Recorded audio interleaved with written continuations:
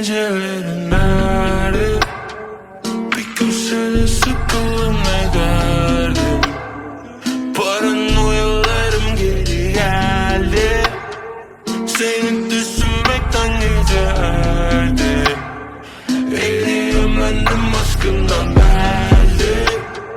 Dağları çünkü aklımı çeldi.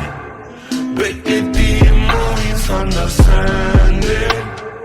Sersefirim komik benim derdim. Bulamıyorum çareyi. Bege yok maskesi. Buğday yok sesi.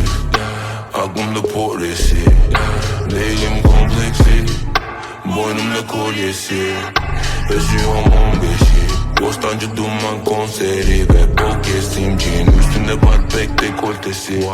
İçimden diyorum lütfen benim ol. Dershane üstüme derim ol. Anla artık seni seviyorum. Doldum ben de gitgide hep. Keşke demek zor ama senin ya da hissettiğim tek gerçek şey. Bu şarkı mektubum gecelerin nerede? Bir köşede sıkıldım ne derdim? Paranoyalarım geri geldi. Seni düşünmekten gecelerdim. Eriyen bendim aşkından derdi.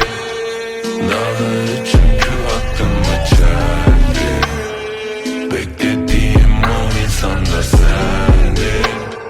Sersefirim komik benim derdim. Eriyen bendim aşkından derdi. Dağları çünkü aklımı çeldi. Beklediğim o insan da sendin. Sersefirim komik benim derdim.